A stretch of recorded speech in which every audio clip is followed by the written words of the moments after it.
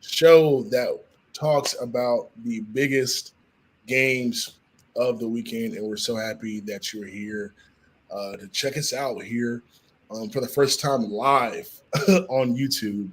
And of course, I'm joined by Bobby, my longtime partner on this venture. So excited to be doing another season of football with you. And we made some changes to the show. We're gonna jump into that in a second. But first of all, Bobby, how you doing? Doing great, Max. It's been a long summer, long off season without football. But look, we got games going on Saturday. They're not pretty great, but they're football, and I cannot wait to dive into yet another awesome football season. Yeah, absolutely. Well, listen, I can't wait to dive into it either. It's going to be really fun. There's a lot of exciting things going on, not only for the season, but for you and I personally, professionally, as we kind of move on to it. So, for people that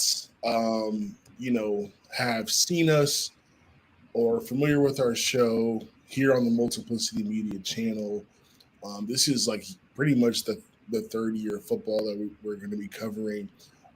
We normal so the weekenders began as we talk about the biggest football games, both NFL and college. Well, this year we're sticking in college football, so it'll be the biggest college football games of the weekend that we're going to focus on and talk about, and also just give you our college football takes in general. But this year, no NFL, just college football. So if you're a college football fan, you're in the right place. If you're an NFL fan, I'm sorry. I really am. I love the NFL, but we're sticking to college for this year.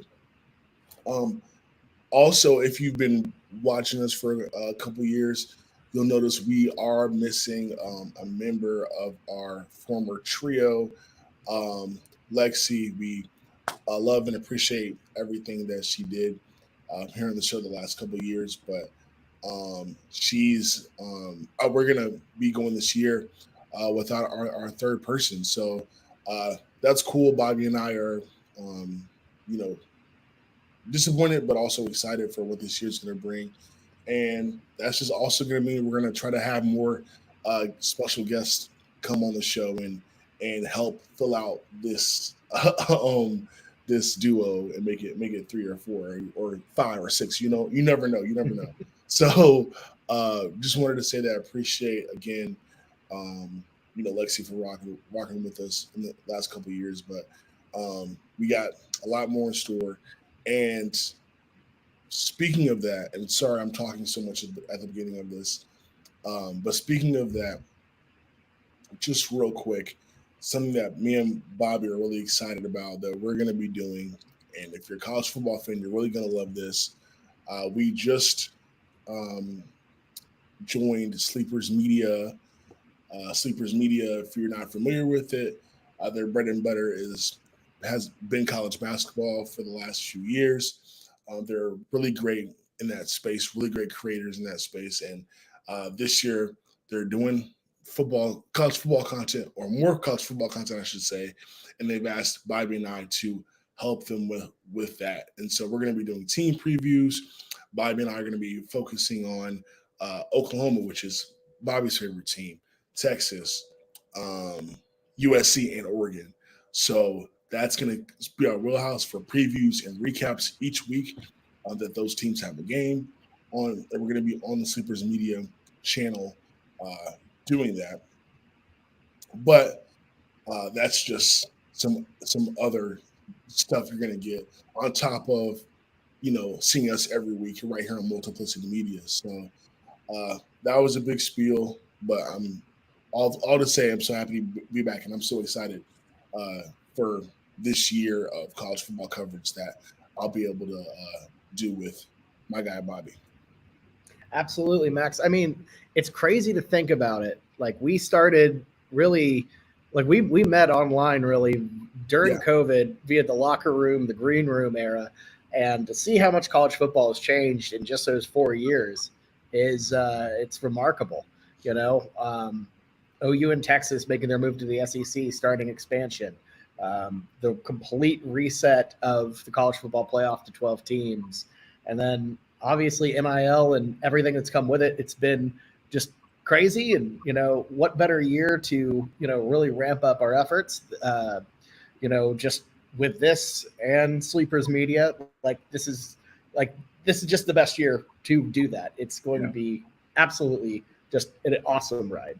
Yeah, I couldn't agree more. Well, listen, we've chatted long enough. We've had some long summers. Let's get into this football content, which I know you guys are all excited to hear and hear us discuss. But let's start off with what this time of year before the games actually start. With sports betting becoming more of a thing in the world of sports, but especially football season. The discussion right now is win totals. Everyone loves to predict whether they're actually putting money on it or not. They like to see where their favorite team is at. Where does Vegas think their team is at, and also just trying to figure out what will be some of the over and unders and for some of these regular season win totals. So I picked out some of the toughest win totals this season, and totals that I think are going to be heavily debated on both sides. And I've already seen some media folks kind of debate over unders for both sides for a lot of these teams. But let's jump right in. All right. The team that a lot of people are going to be talking about, but may not win, a lot of games to back up the hype and the talk, but they're going to be talked about heavily, especially early on, just like last year. All right. So team number one is Colorado Buffaloes. Coach Prime is back for year 2. Shedeur Sanders is back under center another year. Travis Hunter's there. We know the big names. We know that, Shedeur Sanders is getting some preseason Heisman buzz, some preseason, could he be the first quarterback in the draft taken type vibes. But what we don't know is if Colorado will win a lot of games, because they barely hit the over on their Vegas win total last year, which I believe was 3.5 games. So this year, Vegas has bumped it up to 5.5. And Bobby, what do you think they're going to hit? Well, I know there are a lot of people out there that would love Colorado to take a leap in year 2, continue all this, but I'm going to be upfront. I think this is an under on 5.5. I don't know if they've done enough to improve the team, for one. And for 2, I think their schedule is a lot tougher year 1 in the Big 12. They get, in my opinion, the 3 toughest teams in the conference year 1, getting Kansas State, Oklahoma State, Utah, all of that. That's a tough draw. Just talking about conference play, but non-conference, you're starting with a, North Dakota State team that has been historically feisty. You never want to see them show up on your schedule, because they'll, they have taken some top tier talent and upset them in the past. And then you obviously have to go to Lincoln, which is going to be a rocking atmosphere. Old Big 8 rivalry right there, old Big 12 type of rivalry. And Matt Rule, who you certainly know a lot about with Carolina, but he's kind of got, I feel like he's gotten some stuff going with Nebraska. I really like Dylan Raiola. I'm excited about him. And I think that's going to be a tough game for sure. And not to go through the whole schedule, because we won't, but it just, they got a really bad draw. And I think it's going to be really hard in year 2 for Colorado to, hit this over. Yeah. So the over is actually the favorite. The under you can get for +20. I think that's the under. Taking the under at +20 is actually is pretty good. I mean, if you're kind of on Bobby's side of the fence, where it's like, okay, I don't know about the schedule, I don't know how they're going to do in the Big 12. I completely agree with you, Bobby, and I don't know if there's a lot of clarity about the players that have gotten to Colorado this year, what their talent influx. I think there's a lot of valid questions around that. I think the only 2 certainties on the team are Shedeur Sanders and Travis Hunter. And in college football or even in the NFL, having a top quarterback and a good corner and receiver hybrid is not enough, right? You need to be solid in the trenches and make sure you have depth and a good running game and all those other things. And we just don't know that about Colorado. So I think if you're like Bob and you're unsure, I think that under at plus 20 is really good. But I'm going to take the over on Colorado slightly. 5.5 to me. What we're talking about here is them going from 4 wins to 6 wins. Now, again, I have no clue how much better they've gotten, but I think we're talking about now a Shedeur Sanders with 4 year. This is his 4th year in college. He did 2 at Jackson State, 1 last year. Now this is his 4th year. He's essentially a senior. More experience on for Coach Prime in year 2 at Colorado. His staff, I think that's going to be valuable. And I think now people know what to expect from Colorado, but also I think Colorado, and this is going to be key for their players, they understand the hype train, and I think the distractions and everything are going to be all right. We know we know to expect the noise. A lot of people clowned Shedeur for saying that Colorado was winning Super Bowl, which was crazy to say, but I understood his point. Like, that they're going to be a big game on everyone's schedule because they're going to get the hype machine again, especially early in the season. So for all those reasons, I don't think it's going to be too hard for them to win 2 more games. Now you ask, where are they going to win them? That's a valid question. And again, we don't have to go down the schedule again, but I mean, they do have some tough games. I mean, I do completely understand, that perspective, but you never know. I could see them, playing spoiler in one of these games. Utah, Oklahoma State, even Kansas State. Which it always helps when the tougher opponents you're going to get at home. So I think. Am I expecting Colorado to be great? I don't know. I don't know if they make a bowl game this year, but yeah, if they win 6, they will. But yeah, I think 6 is attainable. I'm going to be optimistic on Coach Prime in year 2. Okay. All right. Missouri is the next one. Missouri had a really great year last year. And the SEC is the SEC. Not going to get any easier from them, but not going to get any easier for them. But a lot of people still have high expectations for Mizzou, including Vegas, which has their over/under set at 9.5.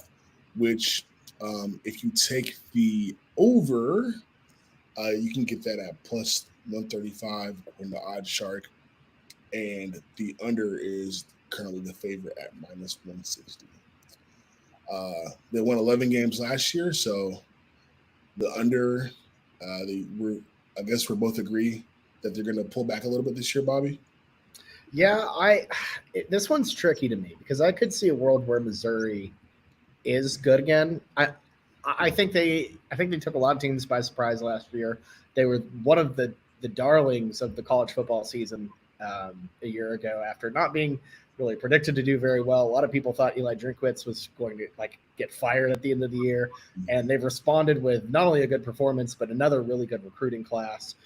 Got a couple big transfers, including Oklahoma's Caden Green, former 5-star, one of the better young offensive linemen in the country, all paired up with who I believe to be the best wide receiver in the country in Luther Burton. So in addition to that, Tigers also have a pretty light schedule. My problem is I feel like last year caught a lot of teams by surprise.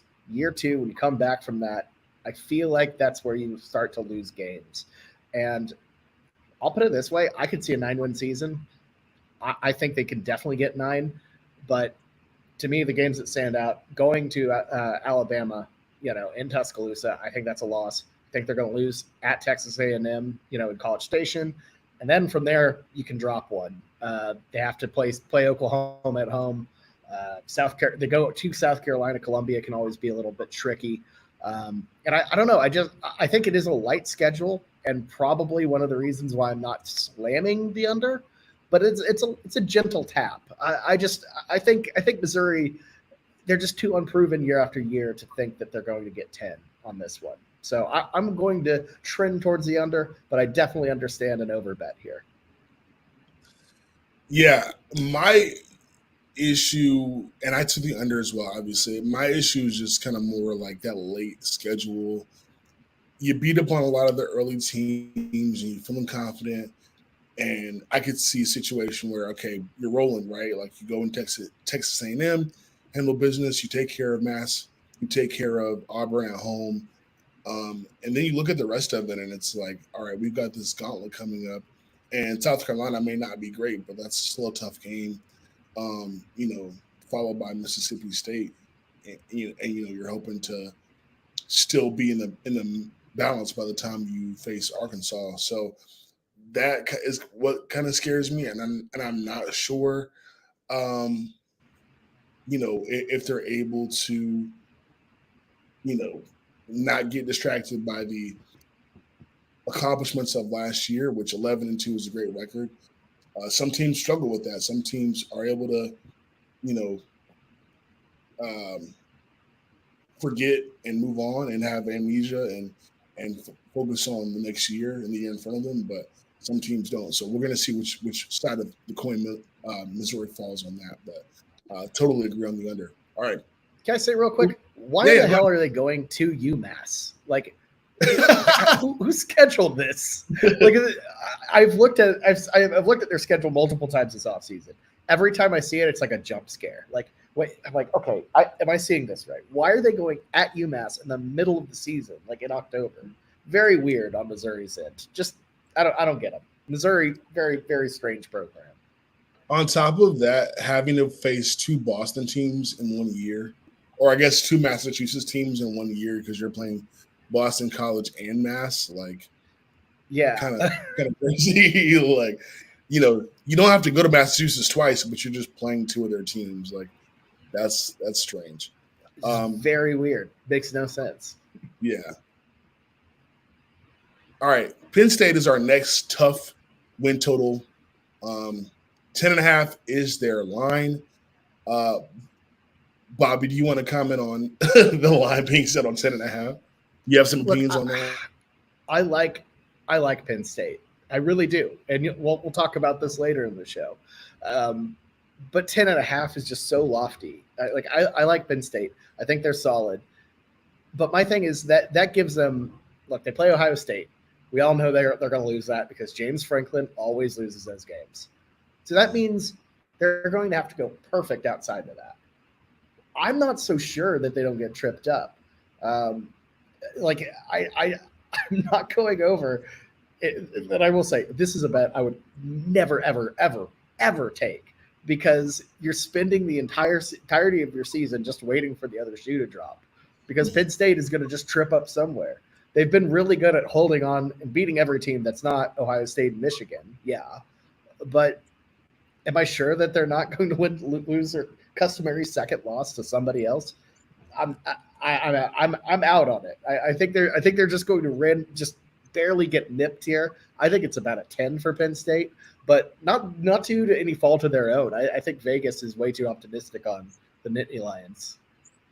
I think the great thing about Penn State this year is like, all right, you can celebrate because you finally don't have to, you're not going to be burned by the fact that you are in a division, right? Like divisions are gone in the Big Ten. And now also your CFP chances are not affected by one loss. They may not be affected by two losses. So for the first time, like Penn State's barriers to a CFP are essentially gone. And this is a great year because now you have Drew Aller at quarterback, which I think feelings about him are questionable at this point. Maybe not maybe the shimmer has come off him a little bit. But a lot of the recruits that they were touting a couple years ago now those guys are playing. So like Penn State, this is the perfect time to be a Penn State fan, like right because everything's right there in front of you. Now the question is, do you take advantage of that or do you fold? And similar to a lot of these teams that we've been talking about and that we're going to talk about, like that's the biggest issue with Penn State right now. So it looks like the public likes the under on 10.5.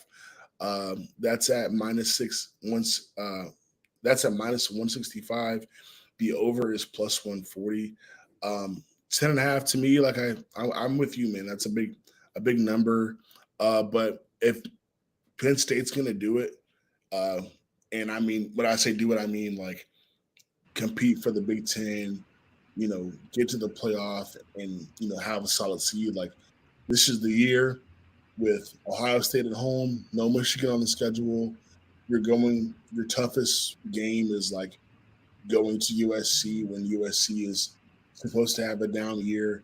You're facing a Washington team that, lost their head coach, lost, their quarterback might have a down year as well. Like, hey, if you're gonna prove us strong, prove us strong. This is the year you can do it. You have the schedule for it as well. But I'm gonna safely say the under on that 10.5. Yep. It's just too the number is too high. Yeah.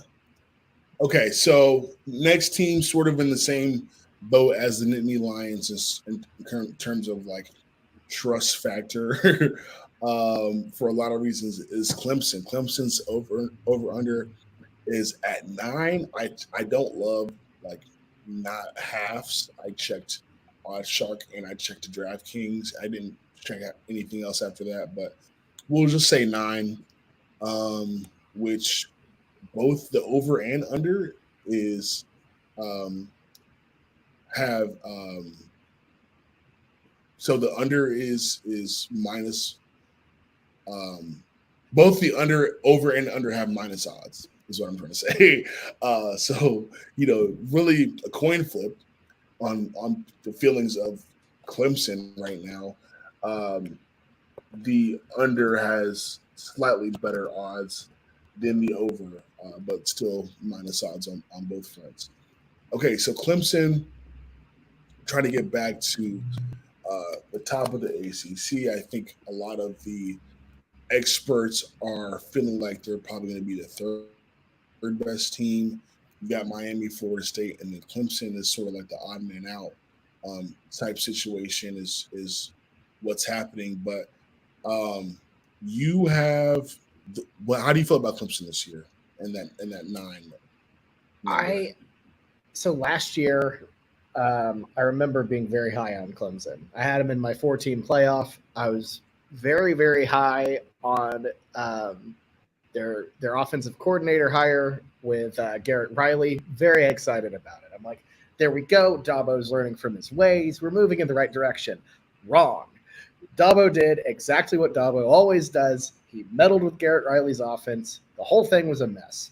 And, it's one of those things when you touch the stove and you get burnt, you have to learn from it. You don't go back to the stove and just slap your hand on it again.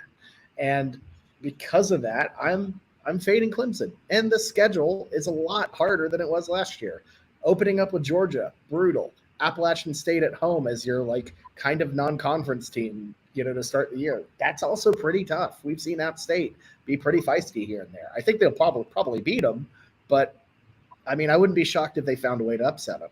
And then you have NC State week 3, a program who I think is just great, consistent, adding Grayson McCall as well. We can talk about them a little bit later, maybe. The whole schedule just sets up to be an absolute bear for them. I don't have any faith in Dabo or the Tigers to improve, to adapt to this new world of college football. I'm not sold on them. So I'm going with, honestly, just right at 9. So that would get you your money back. But I wouldn't be shocked if this was an under. Yeah. A push is probably a good way to go there. Um, I would say over. If this was 8.5, then it's an easy over for me. 9.5, an easy under. But um, I'm gonna take the over. Am I frozen? I think so. But you can hear me, right? You can't hear me. You're good. No, I can hear you. I was muted. So Yeah, your camera's frozen, yeah. but your audio's going. Okay, I'll get. All right. Well, sorry about the technical difficulties. But yeah. Anyway, um, so yeah, I'm taking it over with Clemson because although I do think they have some tough games, 10, I could see a path. I literally had to look to their schedule and count out the 10 wins.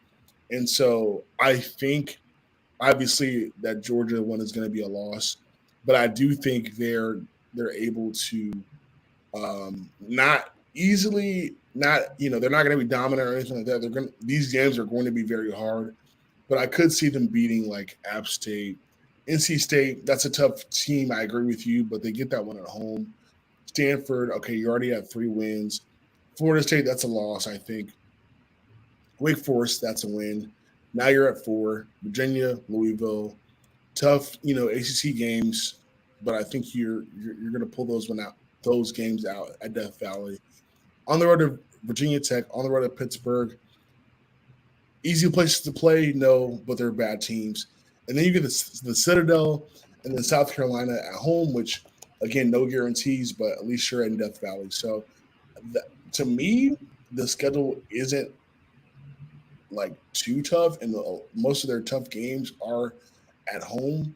And then the Georgia game is neutral, but I think they're going to lose that one. But yeah, I see 10. Whether they're a contender for the CFP, we can talk about that later. But an over 9 or like you said, a push if you want to do that, I can work with that. For sure. Yeah, no, I think we're Yeah. I think we're definitely on the same page there with the Tigers. Yeah. All right. Going from one Tiger to another Tiger, the LSU Tigers, obviously losing Jaden Daniels, and now this is where we see the magic of Brian Kelly. What can he do this year with LSU in a tougher SEC? The quarterback's gone, not catching anyone by surprise. People expect you to win some games. Their line is also at 9. Bobby, I think it's a push. What say you? I think it's close to a push. I'm trending under because that LSU team last year, to me, I don't think they were as good as that record indicated. Daniels, obviously a great player, won the Heisman, putting up absurd offensive numbers. But here's my thing: he covered up a lot of deficiencies for LSU last year. Will Nussmeier be good enough to cover that up as well? I don't really know. I know they've done plenty on the defensive end in terms of taking Missouri's defensive coordinator, which was a really, really good hire. But there's deficiencies on the defensive line. They weren't able to shore that up. I feel like the loss of Daniels, Neighbors, defense still being who knows. I think a lot of people are way, way, way too high on the Bayou Bengals here. I think the schedule's relatively favorable, but all things considered, I think this could be a 3-4 loss LSU team. So I'm going under. I'm trending a little more towards 4. I think this is going to be a lot more of a hit than people think, but we'll see how it goes. LSU has a way of replenishing talent. Maybe Nussmeier's it. I'm kind of saying no. Yeah. Sorry, I'm back. It's all good. Yeah, I think no, you're good. I think LSU. I kind of agree there. I think this is going to be a tough year. They have a lot of hoops to jump through. That first game against USC, which we'll talk about in just a second, is going to tell us a lot. But I think 9 is a good number. I like the push in this situation. I think The under is going to be um, the you can get under at plus 100, over at minus 120. I think that's interesting, but I like the push, and maybe even the under at plus 100. Like I'm thinking about it. I'm thinking about it. Um, but yeah, LSU is going to be an interesting team. And then, like I just said, they got a tough test to start off with in week one with the Trojans, USC. 7.5 is the line that they are at. No Caleb Williams. They've lost some pieces. Questions about the defense. What's new with the Lincoln Riley team? There's always questions about the defense, right? And now the biggest question is, well, Miller Moss, like, is he going to be the Miller Moss we saw carve up Louisville in the Holiday Bowl, or are we making too much of, one game, right? You can get the under 7.5 for minus 125. The over 7.5 is plus 105. So if you believe in the Trojans, that's not a bad to get in on the action on that. But yeah, under looks to be what the people are thinking. But Bobby, what about you? So when you sent over the planning document to start this out, I was trending a little positive on the Trojans, maybe just because I've been a negative Nelly about all of these teams and I wanted to flip it around. But then I just started thinking, and I realized, and I remembered, the teams that USC struggles with are the teams like Utah that grit you down, grind you down. And I just remember they're in the Big Ten, where they're going to be running into a whole hell of a lot of that. And they won't have Caleb Williams to bail them out like they did last time out. And I just can't in good conscience put them out over 7.5. Miller Moss might be decent, but he's not going to be Caleb Williams. I'm kind of out on this situation right now. I get that you have a new DC in. I think he's going to help a lot. He did some solid stuff at UCLA, but it takes time to bring in systems and to, implement them and go from what was a disaster last year to, something new. So I'm fading USC here. I think it's a tough schedule. Getting LSU right out of the gate is rough. I just ultimately feel like it's going to be a little bit too much, and I think it's going to grind them down a bit. I have them at about 7 wins. I could definitely see a world where they adapt better than we all think they would, but I don't think they will. Yeah, this is going to be a tough year for them. Like, there's going to be a lot of questions. Expecting Miller Moss to be Caleb Williams, and I would even say, like, Miller Moss, like, I get you're looking at Lincoln Riley and you're like, okay, he made all these guys Heisman guys, right, as of recently, right? But then it's like, oh, okay, well, there was also those few weeks where he had Spencer Rattler, and Spencer Rattler was just Spencer Rattler, and like he couldn't turn Spencer Rattler into a Heisman candidate. He just couldn't do it.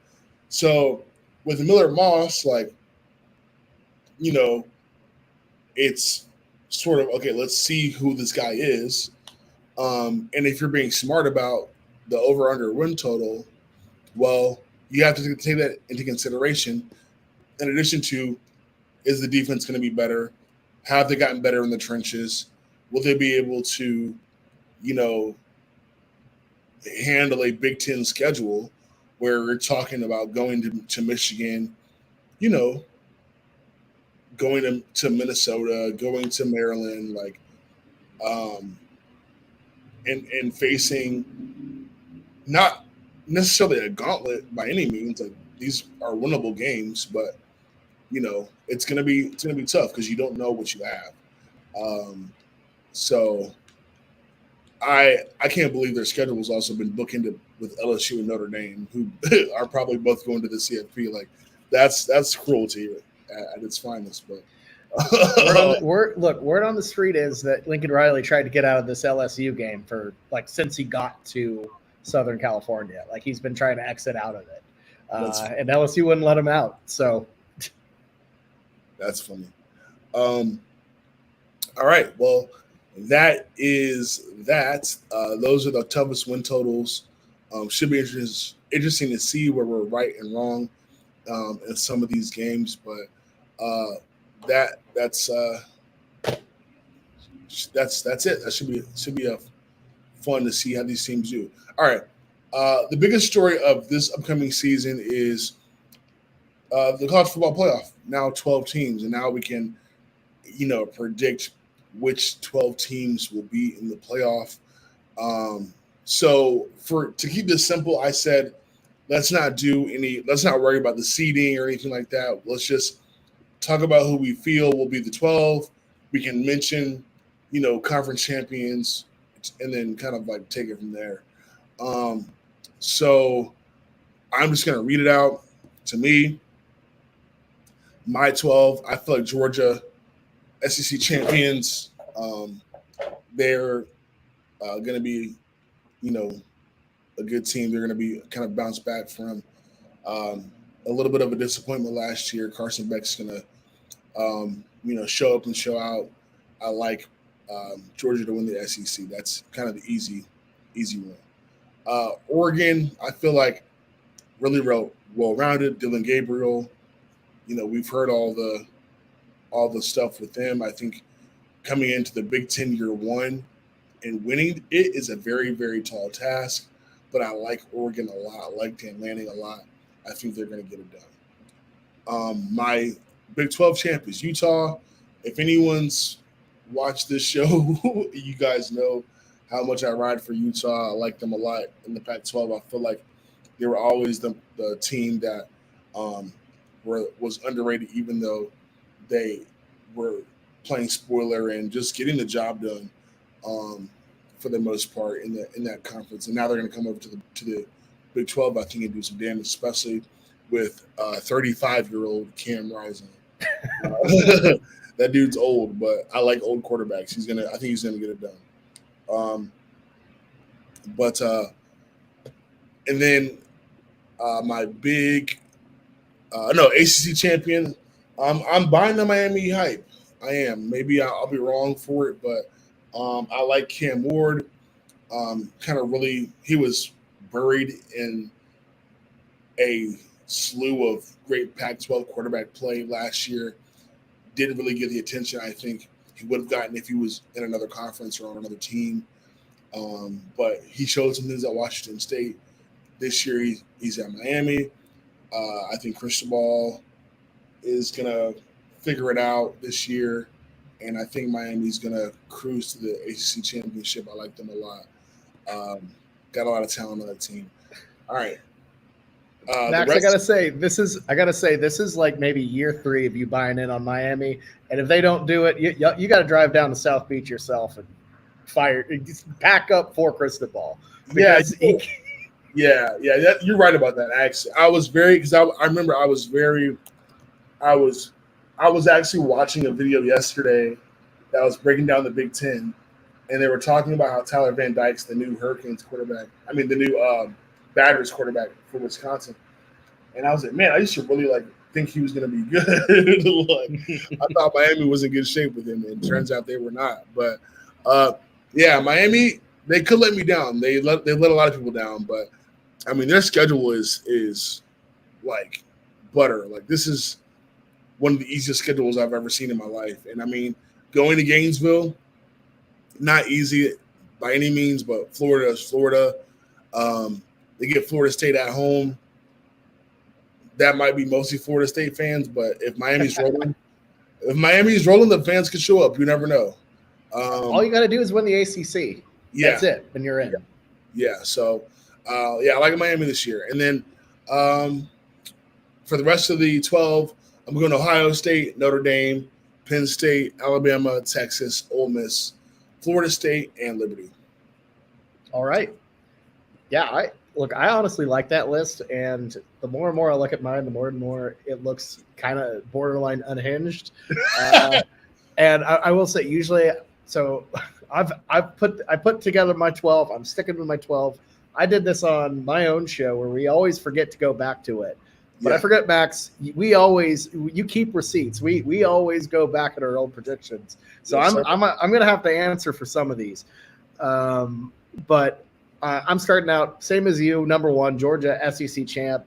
I think they were one of the best teams in the country last year. They've just had some rough injury luck against Alabama in that championship game, who was on an absolute heater. That happens. It's football. But I think they'll come back strong as ever, find Carson Beck, a strong defense. I think they're going to be really, really damn good.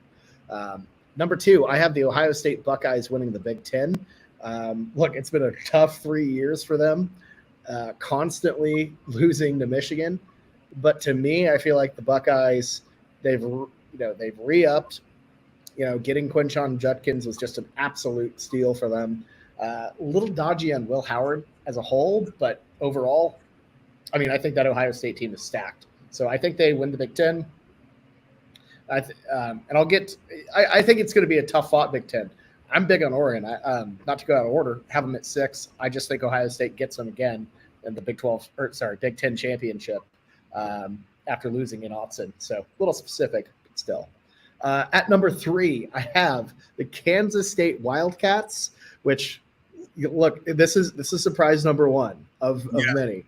Not Kansas, folks, not the Jayhawks. Mm-mm. Kansas State.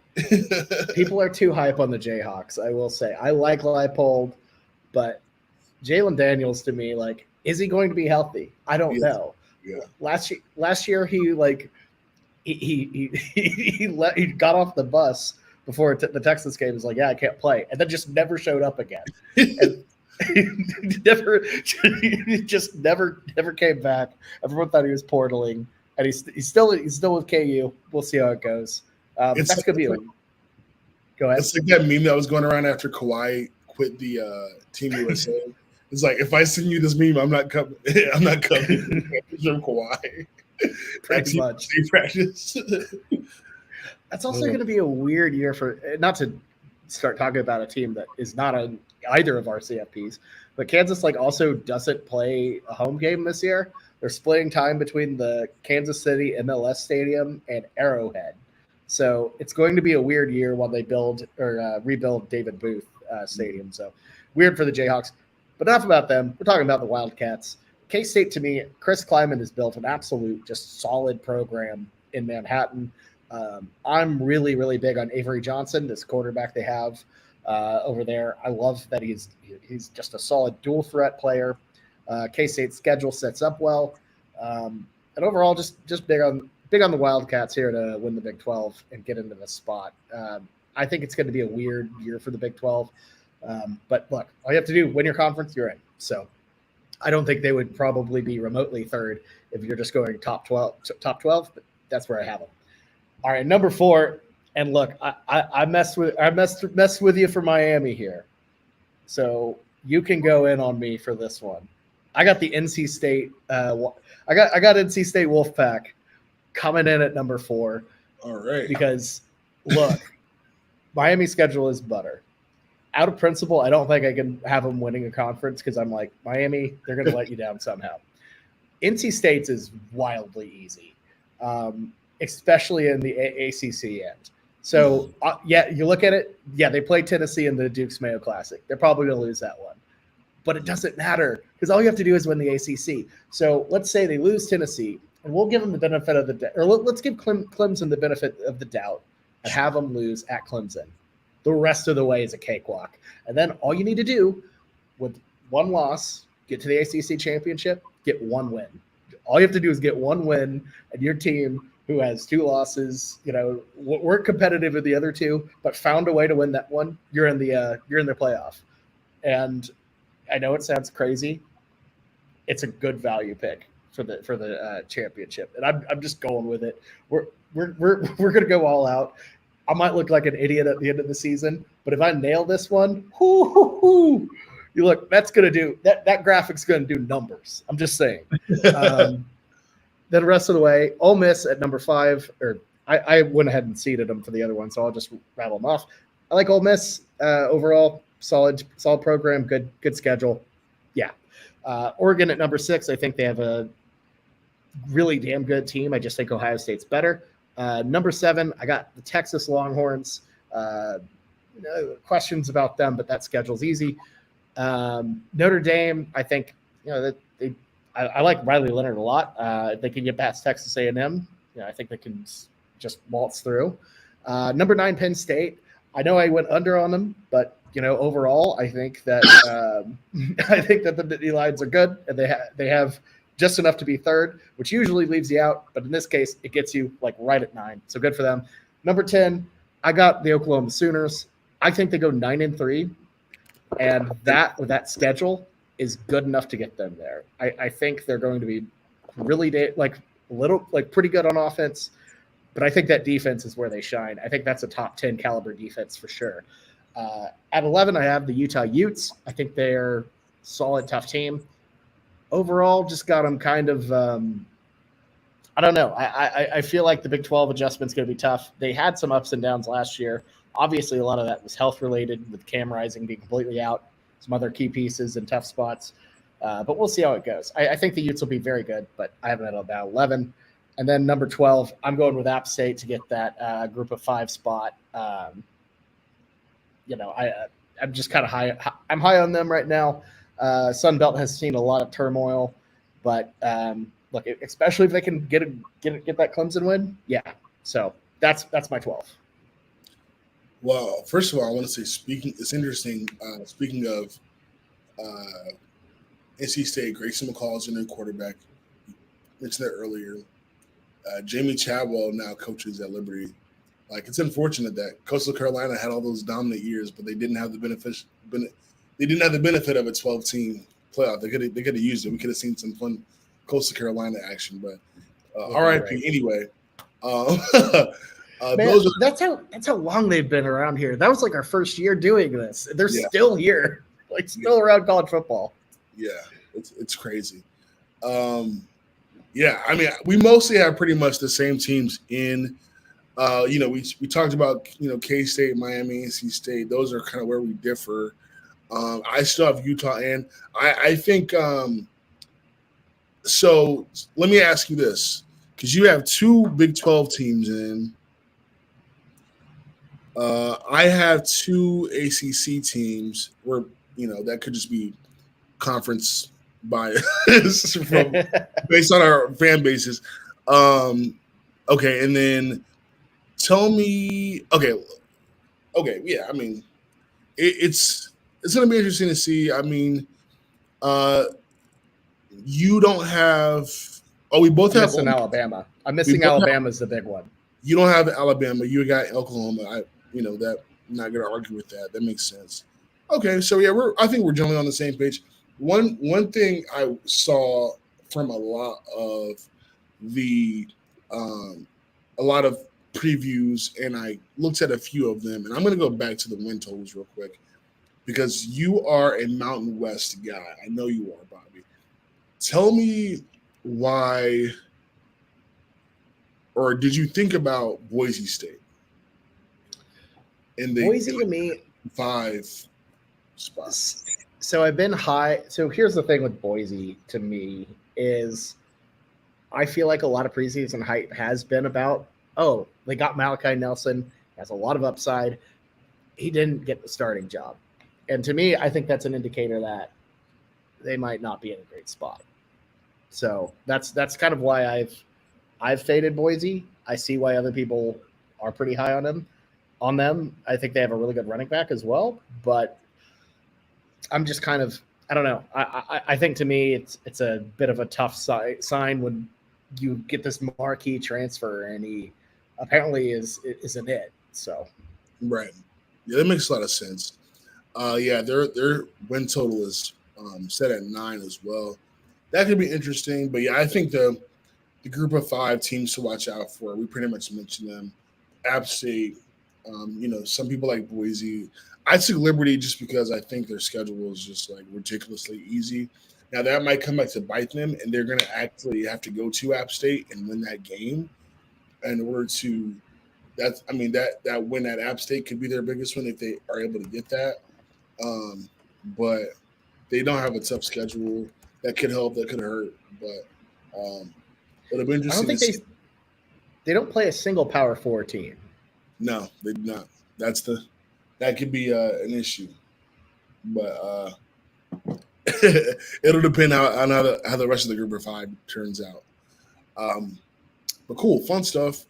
I'm so excited for a 12-team playoff. I really can't wait. It gives me March Madness vibes. I love it. I always thought 4 was not enough. I think before they decided on 12, I think like for me 8 would have been fine, but 12 is great. I love 12. All right. And I want to say that the first round games being at home, that's going to be really fun. Like, for example, I will say, part of why I did the schedule I did might be a little bit of, do a little fan fiction, but it would have OU going to Texas round 1. OU hasn't played in Austin. Fan fiction. Yeah, a little fan fiction. OU hasn't played in Austin in over 100 years. So it would be an insane experience, that being a non-neutral site game. But, I mean, even like Penn State at Notre Dame would be just nuts.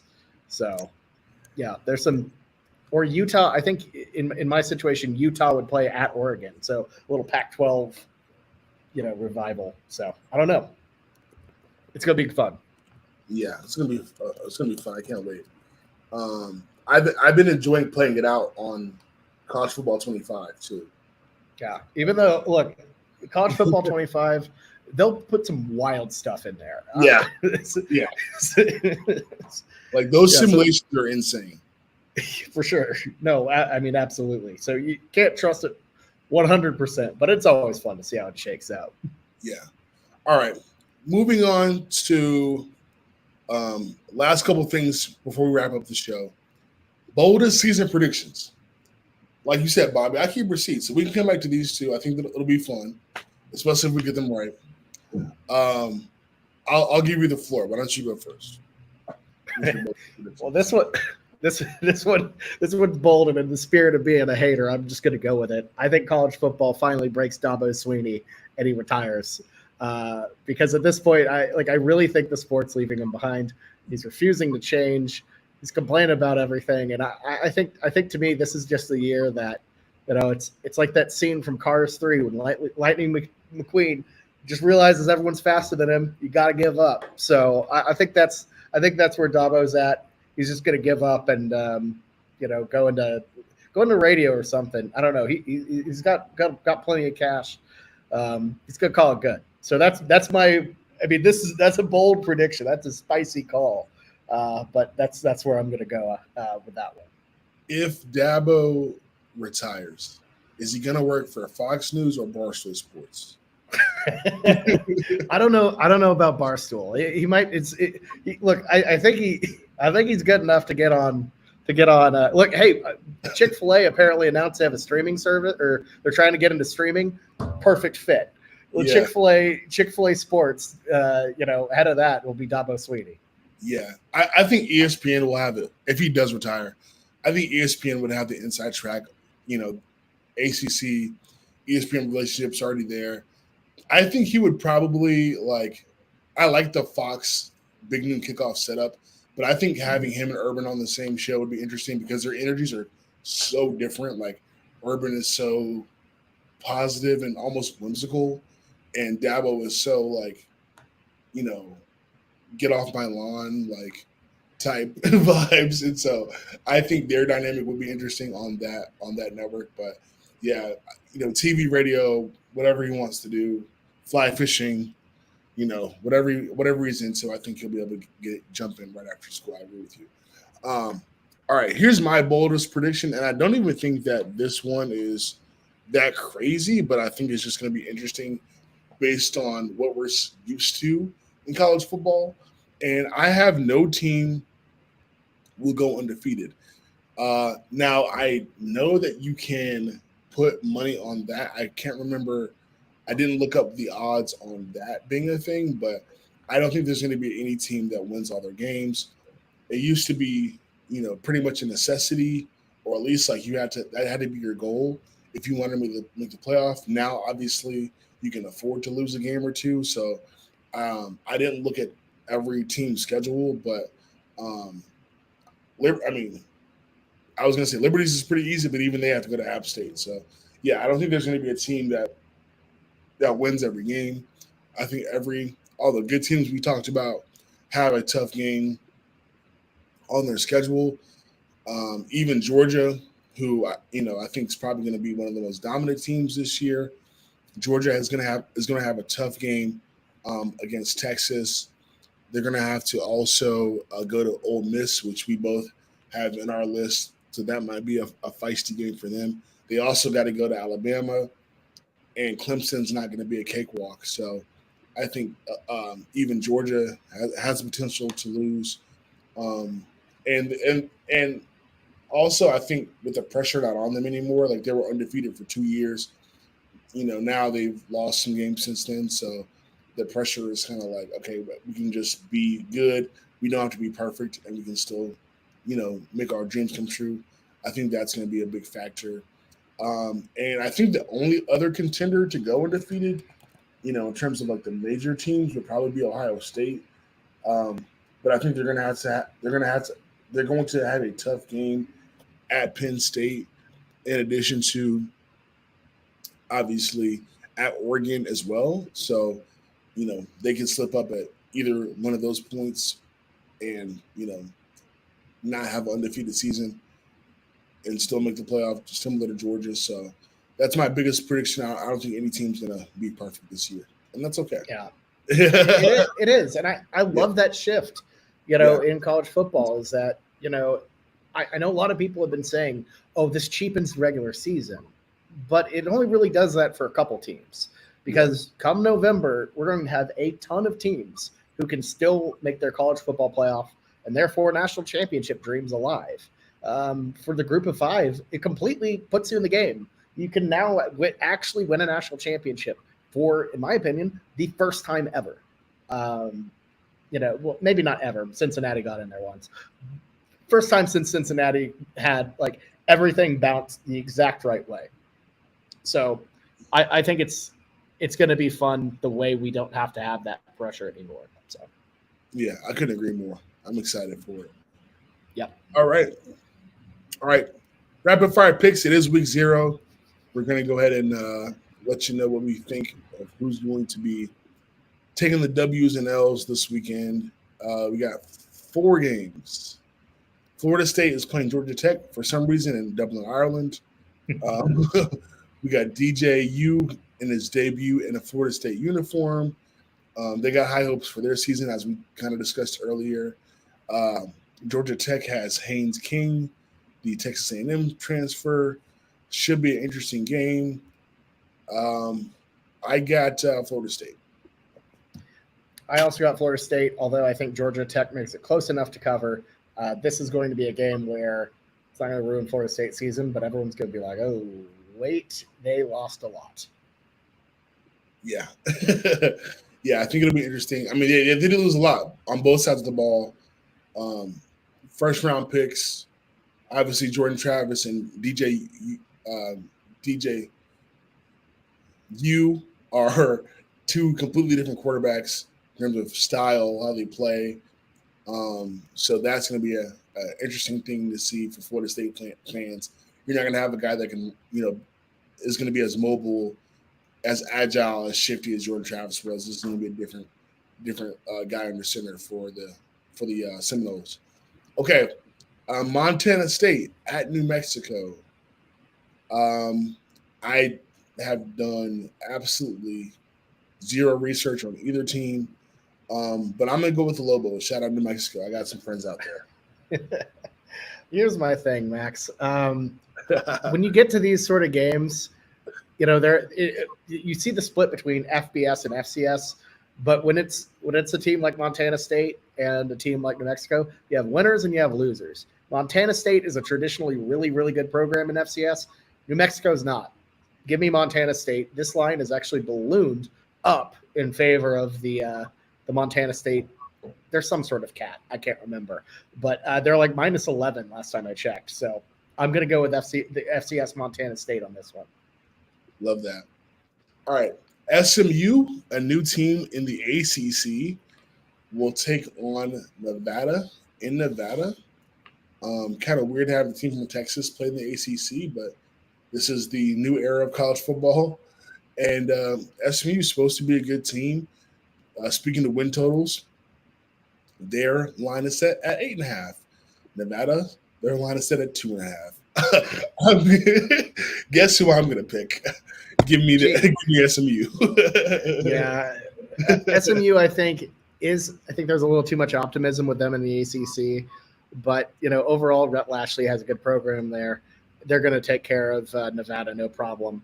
And to all those SMU boosters just shelling out money to offset, not making any TV money for the next 8 years, I hope you enjoy it. Hope you get a couple wins out of it. Yeah, absolutely. All right, and last but certainly not least, we have the. Are we sure? Right. Maybe the least. We have the Hawaii Rainbow Warriors taking on Delaware State in Hawaii. Should be an interesting game. Kickoff is right before 9 Pacific, so if you are a football junkie, you will be up for that. 9 o'clock is not even that late, but it feels too late to be watching Hawaii and Delaware State. The Delaware State Hornets play each other. Hawaii is favored by a whopping 39 points. Is Delaware State going to cover that, Bobby? No. So actually, they might, because 39 is a lot for Hawaii. I know the adage is always go Hawaii on island because there are problems to get there and it messes with you. Delaware State, it's always a problem to get to Hawaii. Delaware State apparently missed their 10.5-hour flight and have just been stuck in New York and have not made it to Hawaii yet. They're trying to make their way back. Why not? Hawaii, I think, is some like 13-2 in their last 15 openers against the spread. So we're going to go with the Rainbow Warriors here to cover that just massive line against Delaware State. At least Delaware State's going to get a tan. Yeah, they'll get a tan. Hawaii's nice this time of year. Yeah. So, all right, cool. Well, that is our show, guys. We appreciate you guys tuning in for our first live one. I promise we're going to get better at this. This is going to be really fun when we get into our groove. So catch us right here next week on Multiplicity Media for our preview of Week 1 and the biggest games of Week 1. I'm so excited. I can't wait for that. It's going to be really fun. Bobby, good to be doing this with you again, man. Good to be back. Looking forward to it. All right. We'll see you guys next time. Peace.